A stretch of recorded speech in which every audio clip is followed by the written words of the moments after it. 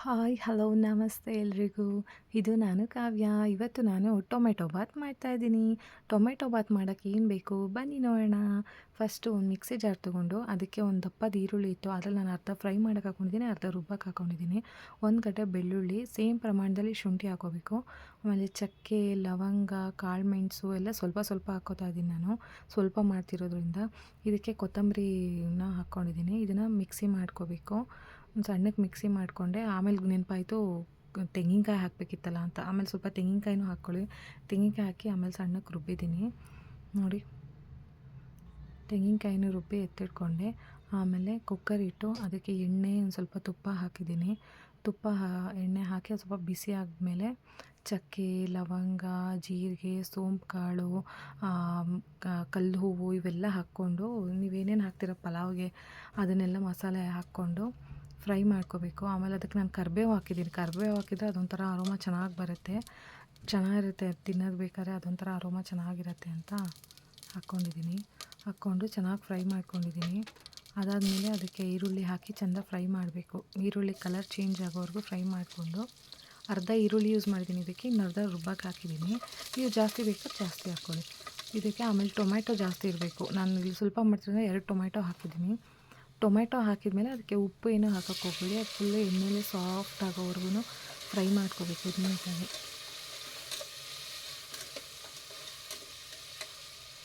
ನೋಡಿ ಈ ಥರ ಫುಲ್ ಎಣ್ಣೆಲೆ ಫ್ರೈ ಮಾಡೋದು. ಉಪ್ಪೇನೂ ಹಾಕೋಕ್ಕೆ ಹೋಗಬೇಡಿ, ಅದು ಎಣ್ಣೆಲೆ ಫುಲ್ಲು ಮೆತ್ತಗಾಗಬೇಕು ನೋಡಿ. ಅದಾದಮೇಲೆ ಅದಕ್ಕೆ ಪಲಾವ್ ಎಲೆ ಹಾಕೋದೇ ಮರ್ತೋಗಿದ್ದೀನಿ. ಸೊ ಮೇಲ್ಗಡೆ ಒಂದು ಪಲಾವ್ ಎಲೆ ಹಾಕಿದ್ದೀನಿ. ಈಗ ನೋಡಿ ಎಲ್ಲ ಫುಲ್ ಮೆತ್ತಗೆ ಸಾಫ್ಟ್ ಆಗಿದೆ. ಇದಕ್ಕೆ ರಾತ್ರಿ ನೆನೆಸಿಟ್ಟಿರೋ ಬಟಾಣಿ ಹಾಕ್ತಾಯಿದ್ದೀನಿ. ನೀವು ಹಸಿ ಬಟಾಣಿ ಇದ್ದರೆ ಅದನ್ನು ಯೂಸ್ ಮಾಡ್ಕೊಳ್ಳಿ. ಹಸಿ ಬಟಾಣಿ ಇದ್ದರೆ ತುಂಬ ಚೆನ್ನಾಗಿರುತ್ತೆ, ಇನ್ನೂ ಟೇಸ್ಟು. ಹಸಿ ಬಟಾಣಿ ಇಲ್ಲಲ್ಲ ಈಗ, ಸೊ ಹಂಗಾಗಿ ರಾತ್ರಿ ನೆನೆಸಿಟ್ಟಿದ್ದು ಬಟಾಣಿ ಹಾಕಿದ್ದೀನಿ. ಇದೆಲ್ಲ ಚೆನ್ನಾಗಿ ಫ್ರೈ ಆಗಿದೆ. ಇವಾಗ ರುಬ್ಬಿರೋ ಮಸಾಲೆನ ಹಾಕ್ಕೋತಾ ಇದ್ದೀನಿ. ರುಬ್ಬಿರೋ ಮಸಾಲೆ ಹಾಕಿದ್ಮೇಲೆ ಅದು ಎಣ್ಣೆ ಬಿಡೋವರೆಗೂ ಚೆಂದ ಎಣ್ಣೆಲಿ ಫ್ರೈ ಆಗಬೇಕದು ನೋಡಿ. ಎಣ್ಣೆ ಬಿಡೋವರೆಗೂ ಚೆನ್ನಾಗಿ ಫ್ರೈ ಮಾಡ್ಕೊಳ್ಳಿ.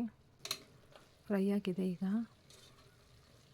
ಇದಕ್ಕೆ ಮಸಾಲೆ ಹಾಕ್ತಿದ್ದೀನಿ. ಇದಕ್ಕೆ ಖಾರದ ಪುಡಿ ನಾನು 1.5 ಸ್ಪೂನ್ ಖಾರದ ಪುಡಿ ಹಾಕಿದ್ದೀನಿ. 2 ಸ್ಪೂನ್ ಧನಿಯಾ ಪುಡಿ, 1 ಸ್ಪೂನ್ ಅರಶಿನ ಪುಡಿ, ಮತ್ತು ಮಸಾಲೆಗೆ ಎಷ್ಟು ಬೇಕೋ ಅಷ್ಟು ಉಪ್ಪು ಹಾಕಿದ್ದೀನಿ ನೋಡಿ. ಉಪ್ಪು ಹಾಕಿ ಚೆನ್ನಾಗಿ ಫ್ರೈ ಮಾಡಬೇಕು. ಅದು ಸ್ವಲ್ಪ ಎಣ್ಣೆ ಬಿಡೋವರೆಗೂ, ಮಸಾಲೆ ಎಲ್ಲ ಎಣ್ಣೆಲೇ ಚೆನ್ನಾಗಿ ಫ್ರೈ ಆಗೋವರೆಗೂ ಫ್ರೈ ಮಾಡಿ. ಅದಾದಮೇಲೆ ಅಕ್ಕಿ ತೊಳೆದಿಟ್ಟಿದ್ದೆ ನಾನು ಆಗಲೇ. 1 ಲೋಟ ಅಕ್ಕಿಗೆ 2 ಲೋಟ ನೀರು ಹಾಕಿದ್ದೀನಿ. ಇದಕ್ಕೆ ಕೊತ್ತಂಬರಿ ಪುದೀನ ಹಾಕಿದ್ದೆ, ಸೊ ಮರ್ತೋಗ್ಬಿಟ್ಟಿದ್ದೀನಿ ನೋಡಿ, ಅದು ಸ್ಕಿಪ್ ಆಗಿಬಿಟ್ಟಿದೆ ವಿಡಿಯೋ.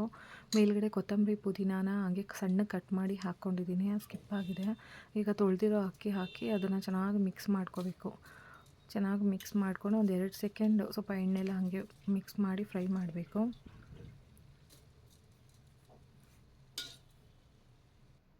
ನೋಡಿ. ಈ ಥರ ಫ್ರೈ ಮಾಡಿ 1 ಲೋಟ ಅಕ್ಕಿಗೆ 2 ಲೋಟ ನೀರು ಹಾಕಿದ್ದೀನಿ.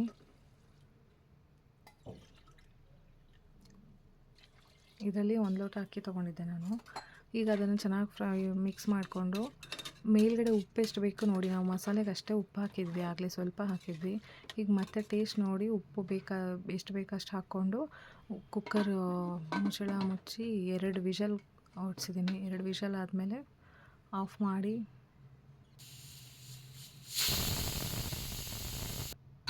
ನೋಡಿ. ಆಫ್ ಮಾಡಿದ್ದೀನಿ, ಅದೆಲ್ಲ ಫುಲ್ ಕೂಲ್ ಆಗಿದೆ ನೋಡಿ. ನೋಡೋಕ್ಕೆ ಎಷ್ಟು ಚೆನ್ನಾಗಿದೆಯೋ, ಟೇಸ್ಟು ಸ್ಮೆಲ್ಲು ಎಲ್ಲ ಅಷ್ಟೇ ಚೆನ್ನಾಗಿ ಬರ್ತಿರುತ್ತೆ. ಮಾಡ್ಕೊಳ್ಳಿ ಒಂದ್ಸಲ ನೀವು ಮನೇಲಿ.